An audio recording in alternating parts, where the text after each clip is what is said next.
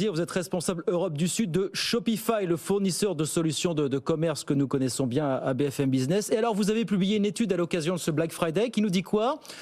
Que 57% des Français ont l'intention de dépenser autant pour le Black Friday cette année que l'an dernier. Je vais vous dire, c'est une majorité, c'est pas une majorité non plus écrasante. Qu'est-ce que ça traduit, ce phénomène, pour vous, ce chiffre, Madame Benoît-Vernet? Je pense que ce chiffre, il s'explique aussi selon un petit peu les typologies de consommateurs, parce que sur le segment des 18-24 ans, on monte à 74%. Je pense que les nouvelles générations, elles ont quand même une appétence pour ces périodes commerciales. Oui. D'autant plus avec les difficultés économiques et l'inflation, c'est aussi l'opportunité d'anticiper sur des cadeaux de Noël et d'avoir accès à des produits de meilleure qualité ou de plus beaux produits en prenant le pas de ces périodes commerciales. Les promotions, elles sont toujours aussi marquées, autant que les autres années, en proportion par rapport à ce qu'on a pu connaître?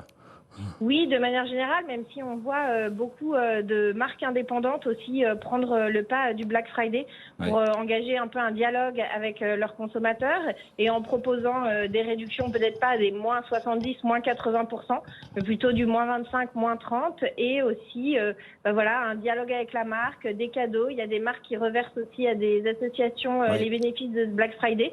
Donc on voit que ça sert aussi un lien communautaire entre le marchand et ses acheteurs. Est-ce que vous dites, alors quels sont les produits privilégiés, parce que c'est aussi une question que vous avez posée? 34% des achats, c'est la mode, les produits électroniques, donc téléviseurs, ordinateurs, 28%. Donc c'est la mode quand même, effectivement, qu'on va chercher prioritairement à l'occasion de ce Black Friday. Yoann Petiot, vous me disiez, j'étais en magasin ce matin.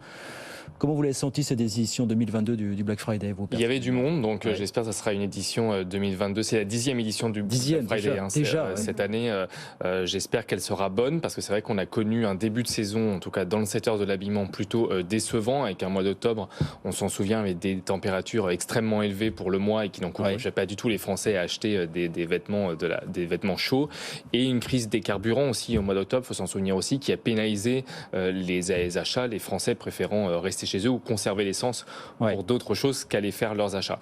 Donc nous, cette période-là de novembre-décembre, c'est 20% de notre chiffre d'affaires, c'est une période essentielle. Pour les commerçants, du prêt-à-porter. Pour les commerçants de prêt-à-porter, habillement, chaussures, c'est de l'ordre de 20% de notre activité. Et ça a toujours été ça, même avant l'existence l'arrivée du Black Friday, c'était toujours 20% sur cette période de novembre-décembre. Oui, bien sûr, une moyenne à quelques pourcentages près, on est toujours sur les mêmes pourcentages. Ce qui est vrai, le Black Friday a plutôt pour effet de concentrer les achats sur cette période promotionnelle, et donc on a toujours un effet un peu attentiste sur le début du mois de novembre, justement pour cette période promotionnelle. Alors vous le disiez,